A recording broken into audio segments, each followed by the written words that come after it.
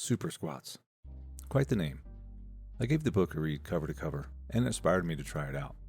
I've been lifting primarily sandbags up to this point, and have cut about 30 pounds, so after this big cut, I almost perished on my first day of training. The book reads great. It's very old school.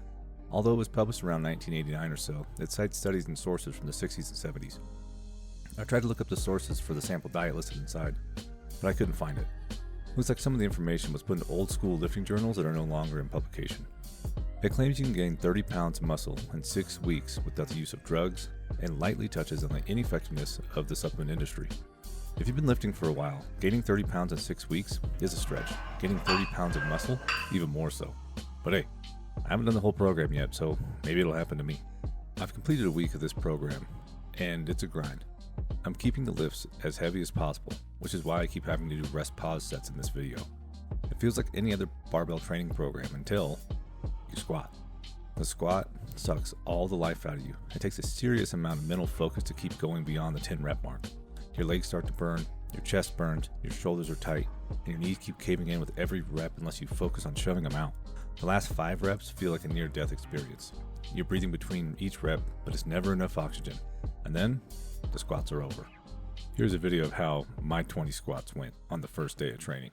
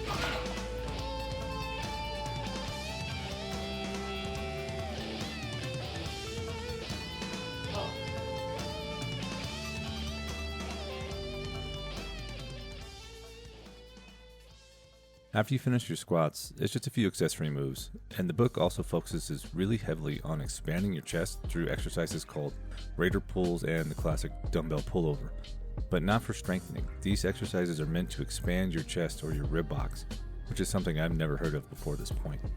Now, if you're an intermediate or an advanced lifter, your legs might not get all that sore.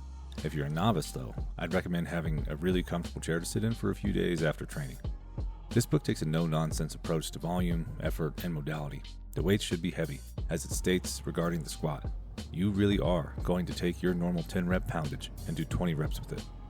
It's the opposite of current ideology. No emphasis on time under tension or controlled eccentrics. It's essentially saying, you're going to do this because it's hard, and if it's hard, you're going to grow. That's kind of nice to hear. It's like taking a trip back in time when things were preached simply. This program takes serious mental attitude and willpower. It was a challenge to add 10 pounds to my squat today. By the 5th rep, failure flashed through my mind. This program trains a component rarely touched on.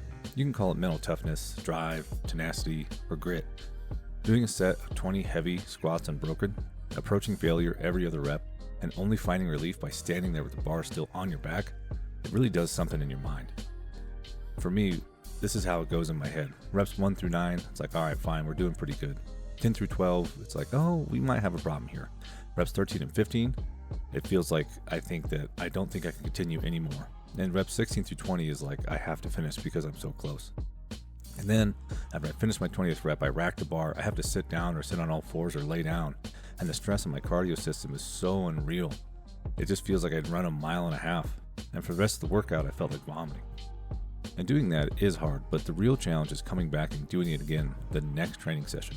Remembering the misery from last time, taking it, and adding 5 to 10 pounds, and as soon as you grab that additional plate, your brain starts yelling at you saying like, no, put that back, you won't make it. Or maybe that's just my brain. This aspect of the training the mental game, it's huge. There's so much comfort in life now. Air conditioning in your house, your car, your job, endless food choices, and virtually zero chances of getting murdered by a wild animal. Our bodies were built to withstand a beatdown, but we nurture and shield them from discomfort.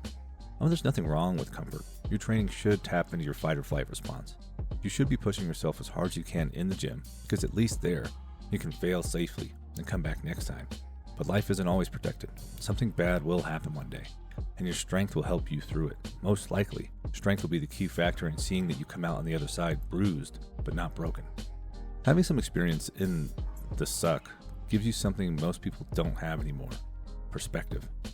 Lets you zoom out and see life from a broader lens. If the gym is the only place you suffer, I'm happy for you. But if you're like the rest of us, you've already been through it, dragged down the street and tarred and feathered by life.